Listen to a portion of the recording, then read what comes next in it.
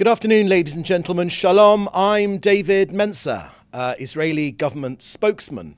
Today is Tuesday, the 4th of June, day 242 of the October 7th war, when Hamas's army of terror invaded our border. Israel's conditions for ending the war have not changed. The destruction of Hamas's military and governing capabilities, the freeing of all 124 hostages, and ensuring that Gaza no longer poses a threat to Israel. All of our objectives are within reach. Israel will not compromise on any of them.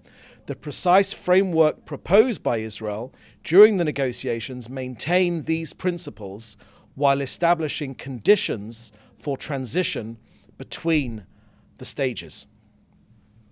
Now, Hamas is preventing a hostage release deal. It unreasonably demands that the IDF exit the Gaza Strip and end the war. We will not leave Hamas in power so that they can repeat their rocket fire and the October 7th massacre.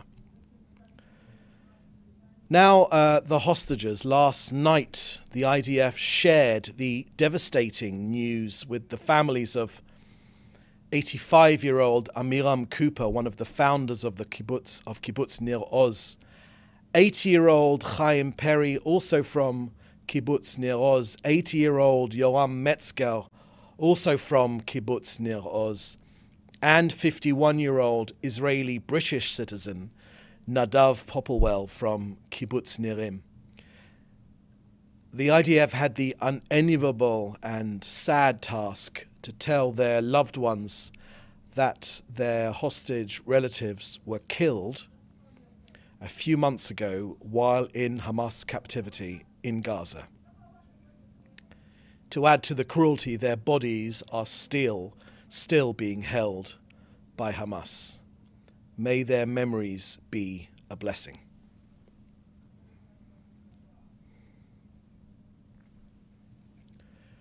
To the north now, where Iran's proxy Hezbollah have increased rocket, drone and mortar fire against Israel. These attacks have caused significant fires. During last night, after more than 9 hours of firefighting, the fire crews brought the Amiyad fire under control. 18 firefighting teams from the north, from coastal and central districts, worked to gain control of fires alongside police and others. This morning, 4 planes from the Elad Air Firefighting Squadron were launched to help the firefighting teams get fires under control. Firefighters have worked throughout the night with very high intensity, great determination, and for long hours. In Kiryat Shmona and Kfar Giladi in the north, firefighters extinguished fires and carried out containment operations. Together with emergency teams of Kfar Giladi, the forces stopped the fire and prevented the spread of fire to damage property. The same happened in Keren Naftali and other areas in the northern district who've also been fighting fires for almost 24 hours in extreme weather conditions while striving to reach out and save lives and prevent damage to property. This is not a sustainable reality. Israel's northern residents, tens of thousands of them, evacuated, will not live under such threat. The Israeli government is committed to ensure their security and the return to their homes. It is up to Hezbollah to decide if this can be accomplished by diplomatic means or by force. You know, since October 7th, and these attacks from the Lebanese border region, the IDF today confirmed over 100 terrorists eliminated through precise, high-quality, intelligence-led Israeli strikes. Ladies and gentlemen, this country will be defended. We are defending this country, and no one should be surprised by our response. Hezbollah, just like Hamas, have the same Iranian-inspired script to start wars, then to lose them, all the while to cry victim and then repeat.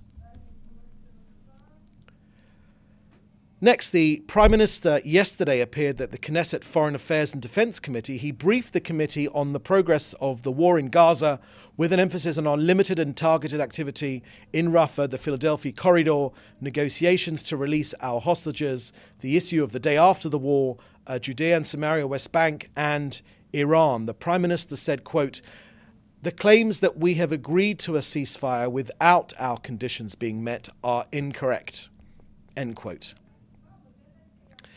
Now, tomorrow we mark 57 years since the reunification of Jerusalem, our eternal capital. The Jewish people have had an unbreakable bond with Jerusalem, and the State of Israel has established its institutions of government and law there, the foundations of the only democratic state in the Middle East. You know, Jerusalem was the capital of the Jewish people when London was still a swamp and a mere bend in the River Thames. In Jerusalem, there is freedom of religion and worship for all religions. Indeed, the only time there has ever been freedom of access to all religious sites in Jerusalem has been since the city was reunified in 1967. So there's much to celebrate. Now an update from COGAT and their work coordinating aid into Gaza. Just a few hours ago, UNRWA complained that there was almost no fuel available in Gaza to operate critical plants. They called on Israel to provide access to water. So once again, today, UNRWA can tick that propaganda box on their checklist on their ongoing mission to embitter the lives of Gazans and perpetuate this conflict. So here are the facts. As we like to say here, the facts don't lie. The UN can bring fuel into Gaza every single day. They choose not to. In the last week of May, UNRWA coordinated 670,000 litres of fuel. It could have been double that amount. So UNRWA, instead of pointing the finger at Israel, maybe try taking responsibility for the things in your own control. UNRWA is unfortunately a hopelessly inefficient organisation. In contrast, yesterday, COGAT got 259 aid trucks into Gaza, 222 trucks via the Kerem Shalom crossing, 37 trucks via the Erez crossing. Israel won't stop expanding our efforts to facilitate humanitarian aid into the Gaza Strip. Since the beginning of the war, 31,000 trucks delivering more than 600,000 tons of humanitarian aid have entered Gaza. We are continuing to expand our efforts to facilitate humanitarian aid into Gaza. So that's the end of our briefing today. I will now take your questions, which you should put in the chat with your news outlet. The first question we have today excuse me, is from from Dan Williams at Reuters.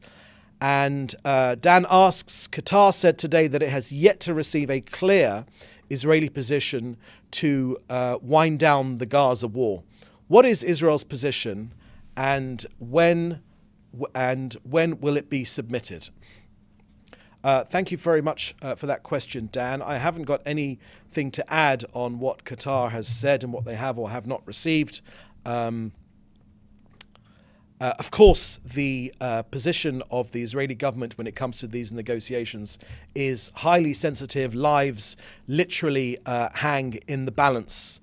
The Israeli position is being made clear, but the principles which we have laid out of the three aims of this war, number one, to ensure that Gaza no longer forms a threat to our people and to Israel and to anyone in the civilized world, to get back our hostages, to bring them home, all of them, the live ones, unfortunately the ones who've been killed, all of them, to bring them home, every single one of them. It occupies every single moment of every waking hour of every day, and for many Israelis, their sleeping hours as well. And of course, ensure that Hamas no longer has any military or civilian or governing power over Hamas. Those principles run right through all of the submissions we have submitted. Second question from Dan Williams at Reuters: When will the Prime Minister address Congress, and will he fly to Washington aboard the Wing of Zion? I take it that means the name of the aircraft. So on when the Prime Minister will address Congress over the weekend, it's true the Prime Minister did receive an invitation to address a joint meeting of Houses of Congress. So the Prime Minister has accepted that invitation, and he will be the first leader of a country to address both Houses of Congress for a record fourth time. When he received the invitation, the Prime Minister said, "I'm very moved to have," quote, "I'm very moved to have the privilege of representing Israel before both Houses of Congress and to present the truth about our just war against those who seek to destroy us to the representatives of the American people and the entire world." As for the address, as for the date of that visit to Washington, D.C., the Prime Minister announced yesterday that it would not be the 13th of June, which had been talked about, because that coincides with the Jewish holiday of Shavuot, and dates are currently being coordinated. From Joel Pollack at Breitbart News, his first question is: can Israel fight two wars at once if a larger scale war erupts in southern Lebanon? Thank you very much for that question, Joel. No one should be in any doubt of the IDF's ability to fight the threats against us. You know, it's not just in the war against Hamas in Gaza, but also the war against Hezbollah. This is a seven-fronted war. We're being attacked from Yemen, Judea and Samaria in the West Bank, where a terrorist attack was just thwarted just yesterday, from Iran, Iraq, Syria, and of course Hezbollah in Lebanon and Hamas in Gaza, a seven-fronted war. I would say to you, Joel, no one should be in any doubt whatsoever of Israel's ability to defend itself. Second question from Joel Pollack: how does Israel view the US resolution announced yesterday at the United Nations Security Council to support the Biden administration's ceasefire deal proposal? Thank you very much for that question, Joel. I don't have any further information on Israel's reaction to any proposed UN resolution. Further question from Joel Pollack at Breitbart News: the US State Department continues to insist that the proposal for a ceasefire was in fact Israel's proposal. Can you kindly tell us who wrote the proposal and approved it? Was it the Security Cabinet, the War Cabinet, or some other body? Why did the government debate the proposal after Biden had announced if it was an Israeli proposal? Thank you very much for that, Joel. So the Prime Minister has made clear his views on that matter. He's made clear his views in the Knesset yesterday and subsequently in a direct message which was put out. They're available on the Prime Minister's website. You can see the Prime Minister's response to that question. Irrespective of the where the ideas for this latest proposal were born and where they come from, Israel is absolutely determined to, number one, destroy Hamas militarily and also their governing capabilities, to bring back our hostages, and of course to ensure that Gaza never again poses a threat to us. There's no room for wishful thinking here in Israel about Hamas being deterred, or they wouldn't try it again, or they haven't got the ability. They have the will. They have the will to attack Israel again. They show that every single moment of every single day. They've done that for the last 2 decades or so since they took over the control in Gaza. But Israelis, and for this matter there is wall-to-wall support, are simply not willing to live next to this genocidal terrorist organization anymore. Israelis, when they go to bed, north, south, east or west, need to ensure that they don't wake up at 6:30 in the morning with Hamas gunmen staring them in the face. We simply will not accept that possibility anymore. We've had these wars every 18 months or so, and this is the last one. Next question from Jim Williams at Zenga International News. Much has been made of the flow of international aid flowing into Gaza. Has there been any international aid being provided to the displaced residents of Israel? Thank you very much for that question, Jim. So, of course, we take care of our own people here in Israel. Yes, of course, it's difficult. More than 60,000 people displaced up north and from down south as well, a similar number. But the purpose of this war is to ensure that those people can go home and sleep safely in their beds. We're not looking for any handouts from anyone in terms of food aid right now, or ever for that matter. We want victory in this war against this genocidal terrorist army, and we will fulfill that objective. Next question from Fred Eager from Interplanetary News. An affiliated Hezbollah news outlet, Al Akbar, reports that Britain was warned that has warned Lebanon that Israel will launch a large-scale offensive in mid-June. Do you confirm or deny that IDF ground operation in Lebanon is imminent? Thank you for that question, Fred. I've given all the comments I want to give about the situation on Israel's north in my briefing this afternoon, and you can see my comments right there. No one should be in any doubt of Israel's willingness to defend itself. Of course, we will always go for the diplomatic resolution if it's possible to push Hezbollah back to the Litani River, the 1701 UN resolution, which has not for one day ever been adhered to. But we, of course, would like a diplomatic resolution.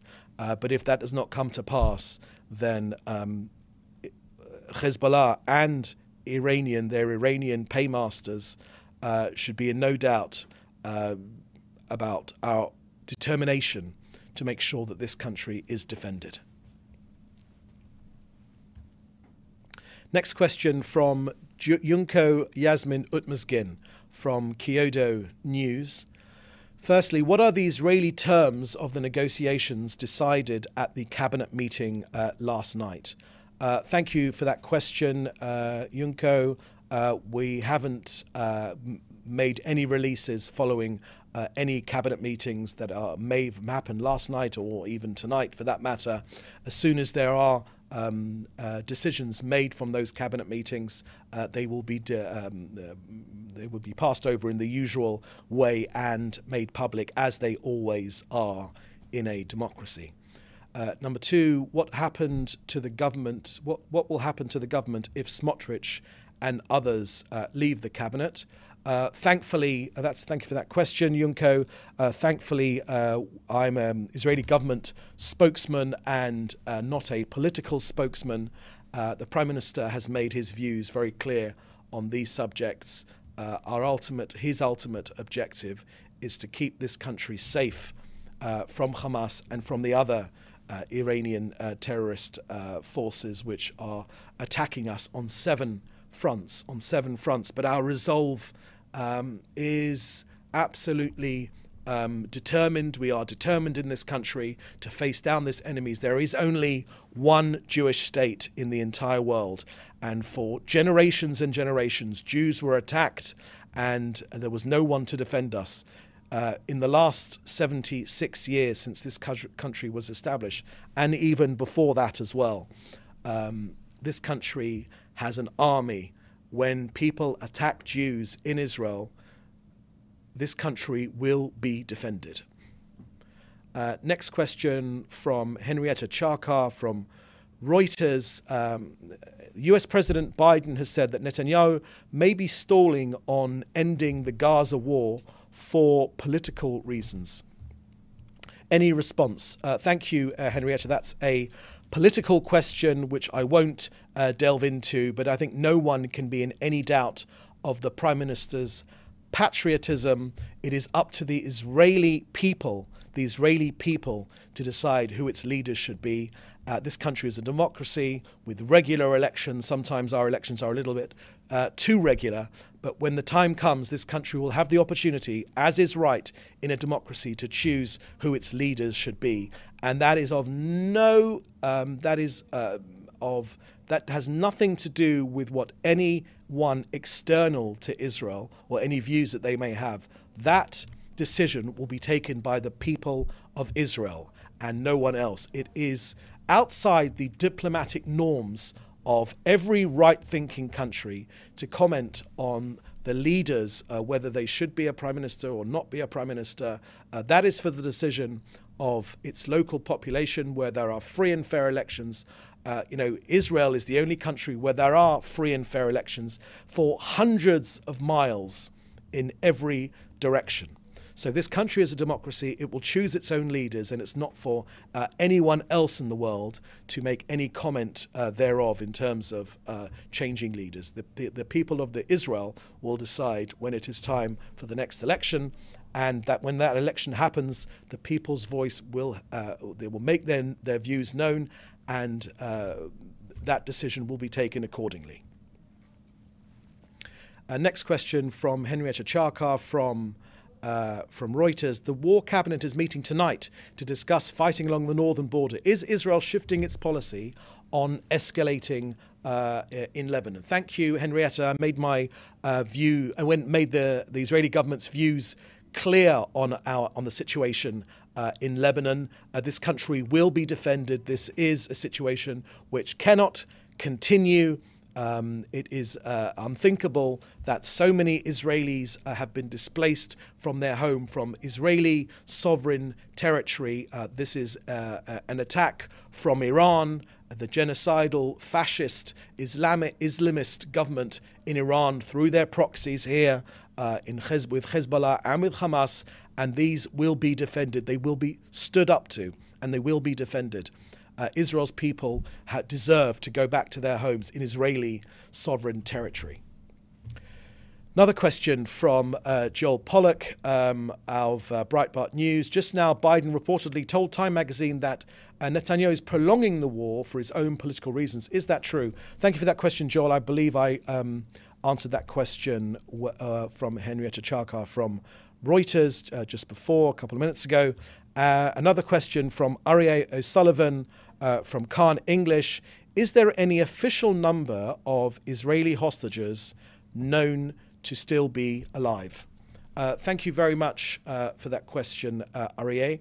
The last information I had, which I saw from yesterday, was that 39, unfortunately, of our hostages are confirmed to be no longer alive. But I haven't got the latest figure today. So I would be happy to come back to you and let you know of the latest figure that we have for today. So that seems to be the last question we have for today. We'll have another briefing for you tomorrow. Thank you for joining us. Please do stay safe, and we'll see you next time. Thank you very much.